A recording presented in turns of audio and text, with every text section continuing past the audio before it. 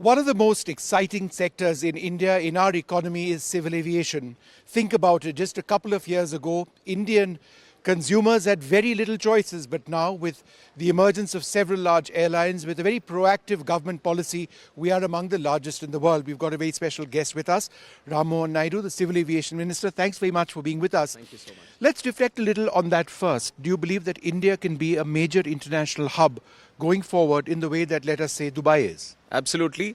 Just to start with, India is the third largest domestic civil aviation market today. And totally we believe that it can be number one in the coming days. The progress that we are seeing with 10% to 15% growth rate in civil aviation. And one of the priority areas for us to create the hub. I feel not just the push is coming from the own government itself and from India, but geographically, strategically, if you look at the positioning of India, there is a natural push there of India emerging as a hub. So everything is playing along, and I totally believe that we are going to emerge as a hub in the coming days. That also depends on the government and the private sector working together. For example, we've got record aircraft orders from Indigo and Air India. Nobody would have imagined, India buying so many aircraft.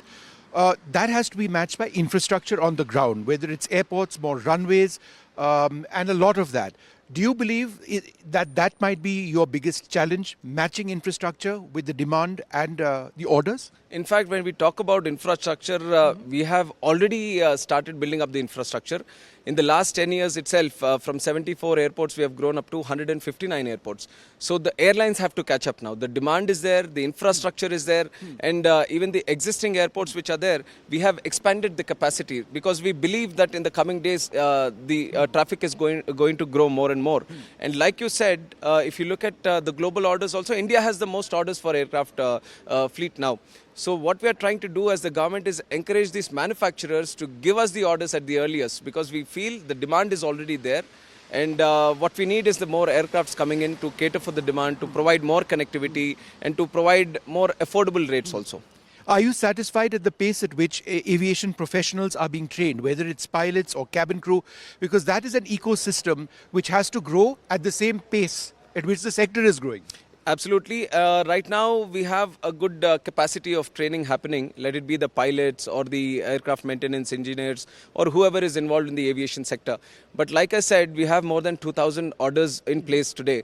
And imagine when these aircrafts come, the number of workforce that you would need in aviation itself. So we are trying to expand the skilling and training centers that we have. We are talking with Airbus, we are talking with Boeing, we are letting them open more simulator facilities, and we are spreading our airport network which we have. There are these smaller airports where the activity is little less. So we are trying to cater them for flight training organizations so we can have more pilot training organizations. So we have that vision in mind that we would need more workforce into the aviation sector, and there is a conscious push from the government itself. And the opportunity here is not just the 2,000 aircrafts which are going to come into the Indian airspace. I am looking at capturing the workforce that's going to be globally developing. So we want our Indian workforce to go globally to different other airlines and try to take an advantage of the opportunities that are available there, and people from other countries also.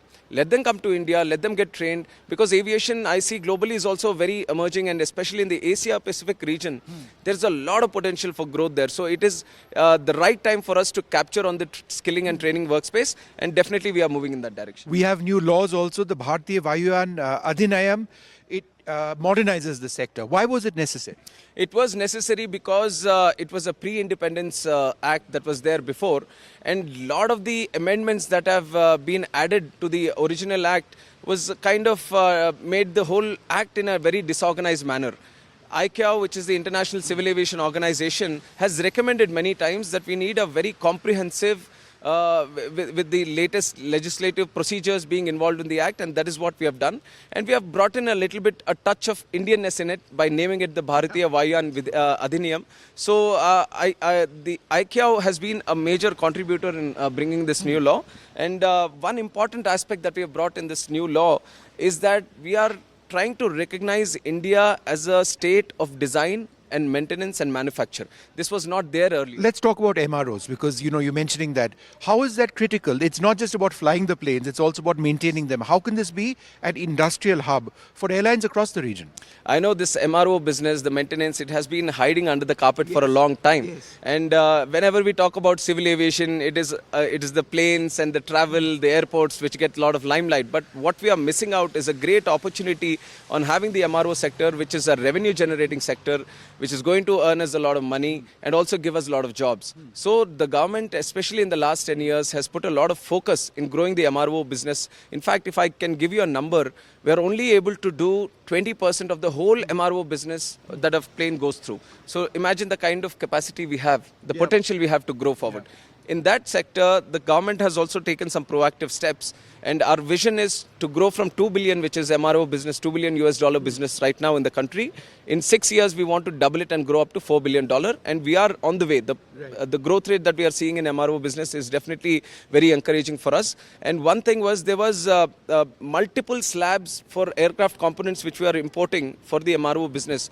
Some were kept under 5%, some were 12%, 18%. They attracted different kind of tax slabs. So what we did, so that to unify the whole process, we have brought in a rule that everything will come under 5%. So that has streamlined the process of MRO a little bit. And also we are renting out our existing airport spaces at a very low rates to MRO businesses, so that many outside the country MRO spaces can also come to India and establish their network here.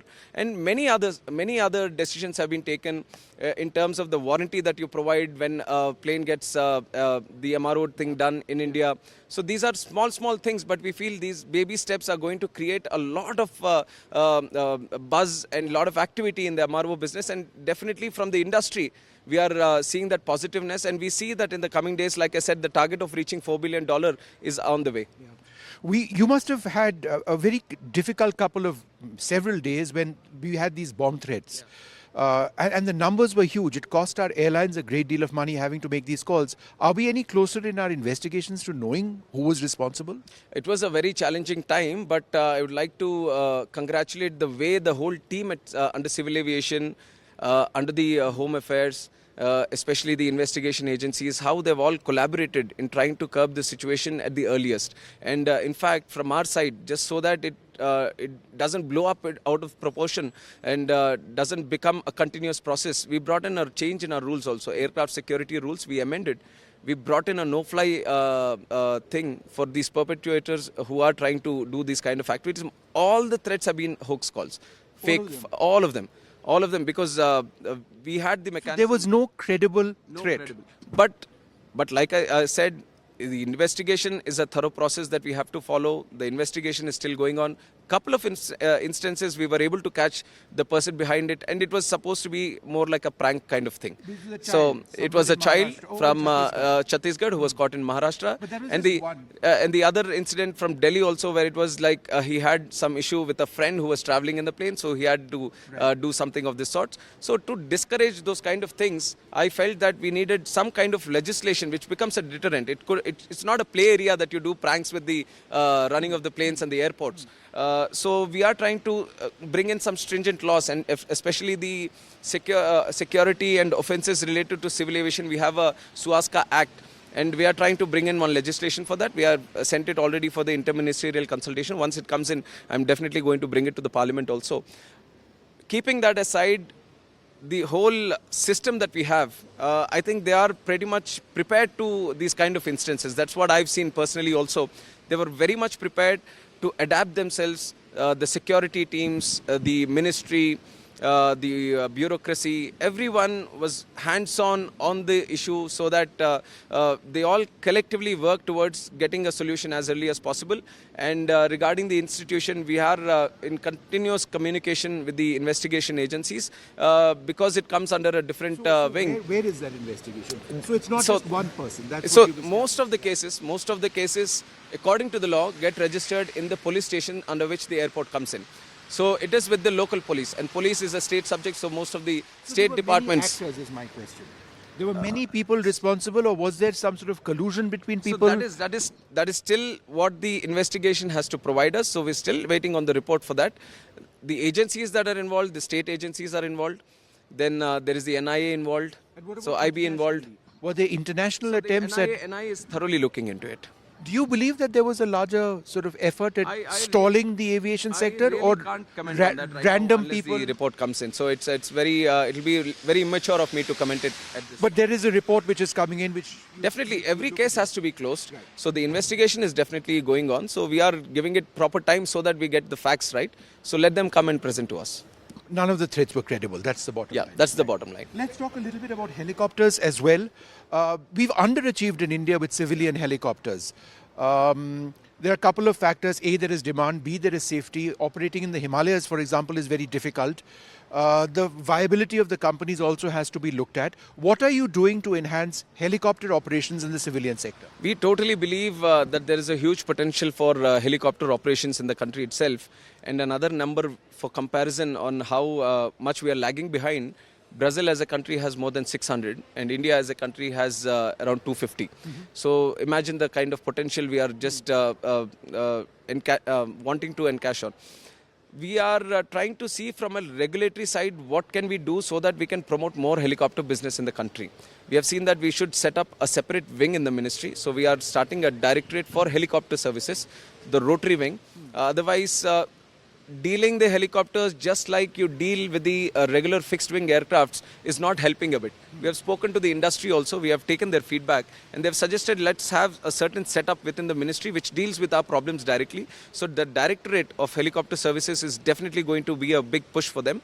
And also we have brought in Heli Seva, where many of the services which the helicopter operators need, we have made it digital, so there is a lot of accountability and transparency that has come in right now. And more than that, we are talking to the states now to create some kind of models, let's say in medical side, where they can have medical ambulances. And then there is tourism which can be explored. Now we have Char Dham Yatras, where helicopter services are very actively used. Imagine the kind of potential you can create when you create these kind of temple circuits, Buddhist circuits, or many good places that you have.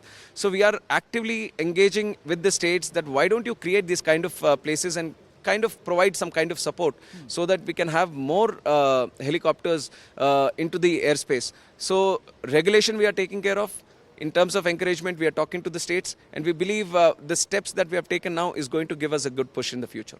Are you satisfied with the steps or the rules which exist to ensure that unruly passengers are effectively dealt with? Airlines face all sorts of problems, different circumstances, and there is a certain way in which people should respect, crews on board aircraft, fellow passengers. That often gets violated. Do you believe that this needs to be more strictly implemented, the laws? It's a difficult. It's a very difficult situation in the sense we have more than 5 lakh passengers traveling every day. And I've told you about the growth story also. You'll have more passengers coming into the network. And when you have so many people traveling in these aircrafts, using the airports, definitely there are going to be some issues which are going to flag up. And the way the world is changing, the way people, their attitude, the mentality and everything is changing. So definitely we are going to keep our ears and eyes open. We are going to observe what kind of situations are coming our way. Definitely the law that we have right now, we feel it is good enough for the incidents that are happening today. But if anything crosses the line of the law and if there is a pressure, there is a need that arises, then definitely we proactively will move in that direction. We care for the safety of the passengers. We care for the convenience of the passengers. And especially when I took charge as the minister, I've mentioned these words that I want our people to have convenient, comfortable and affordable travel. So no matter what legislation I look at, what kind of changes I want to bring in, at the core, I want to keep the Indian passenger in the heart and make my decision. I noticed buying water was much more inexpensive at Indira Gandhi International Airport the other day. That's one of the small steps that you took. Yeah, but that's so important. A bottle of water I picked up for 10 rupees. It was much more a few months back. Yeah, so it is an inspiration taken from our Prime Minister's notebook. And he famously says that Hawai Chappal se Hawai Jahaj ka safar. And we have kind of moved in that direction. We have brought in the Udan scheme, which has democratized the air travel. We have brought in more routes into play. We have connected the tier 2 and tier 3 cities, which was not viable for the aircraft operators. But we have brought in some kind of scheme so that we can connect these routes. But one interesting gap that I observed was people were still a little bit irky about the prices at the airport. Then I said, when we are trying to have these lower income groups come into the air travel network, then you should be making them the services also a little bit more comfortable for them. That's how the Udan Yatri Cafe is what we are calling it. So this came into play. We have launched it recently in Kolkata also. We have done it. Excellent response from the people, and we are trying to scale it up now. Thank you, Minister, very much for speaking to us. So, his most expansive interview, I dare suggest, on civil aviation so far. Mohan Naidu speaking about the potential of the Indian aviation industry, whether it is the creation of India or India becoming a hub, to helicopter operations, to flight safety, to recent threats which have taken place, to ultimately passenger safety and passenger convenience.